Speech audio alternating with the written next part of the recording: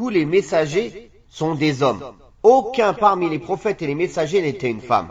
De même qu'ils sont des citadins et non des gens de la campagne, qu'ils ont été élus et choisis par Allah subhanahu wa ta'ala et qu'il leur a donné de nombreuses qualités et vertus. Ceux qui expliquent cette élection et ce choix de la part d'Allah tabaraka wa ta'ala, ils sont aussi saints et exempts de tout ce qui peut entacher leur message, comme le mensonge, la trahison, la dissimulation et autres défauts graves. Ils en sont loin et préservés, alhamdulillah.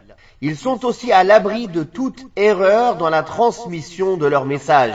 Ils sont préservés de l'erreur concernant la transmission de la révélation et du message pour lequel ils ont été envoyés. Allah tabaraka wa ta'ala les a distingués par sa révélation.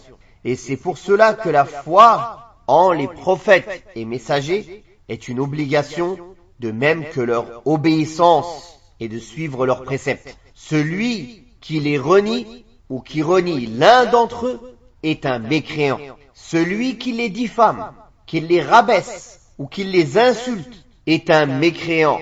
Et sa peine dans un tribunal islamique est la peine capitale. C'est pour cela qu'il faut connaître le rang des prophètes et des messagers qu'Allah tabaraka wa ta'ala a élevés. Et il nous a ordonné de les aimer, de leur obéir, de les respecter et d'agir selon leurs enseignements. Et nous précisément selon les enseignements du prophète Mohammed sallallahu alayhi wa sallam, car sa législation est venue abroger les législations de tous les prophètes auparavant. Bien sûr, ils avaient un message commun qui ne s'abroge jamais. Tout ce qui concerne le tawhid, l'unicité d'Allah, ça a été toujours le même message. Tout ce qui concerne les grandes vertus, les ordres importants, les grands interdits, tous les prophètes et messagers sont venus avec le même message.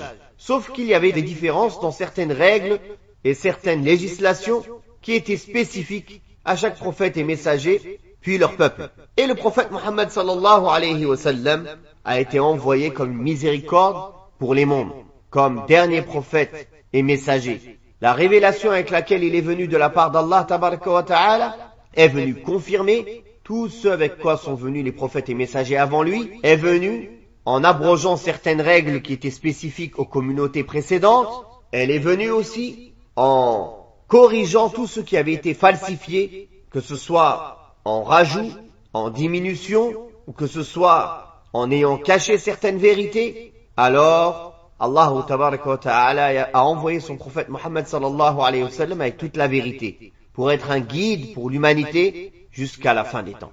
Pour les Arabes et les non-Arabes, pour les gens de l'époque des chameaux, comme les gens de l'époque des fusées, et même si un jour on vit sur Mars, on devra prendre le prophète sallallahu alayhi wa sallam comme exemple. Tous ceux qui se permettent de diminuer, de manquer de respect, d'insulter, de remettre en question un seul prophète parmi les prophètes d'Allah, que ce soit Muhammad sallallahu alayhi wa sallam, ou Isa, Jésus, ou Moussa, Moïse, ou Ibrahim, ou Nuh, ou Adam, ou qui que ce soit, alors il est un mécréant, et son péché est un péché terrible. Et en terre d'islam, devant un tribunal islamique, il encourt la peine capitale. Ce qui est étonnant, c'est que l'on trouve les musulmans, alhamdulillah, quand l'honneur du prophète Muhammad sallallahu alayhi wa sallam est touché, ils s'indignent.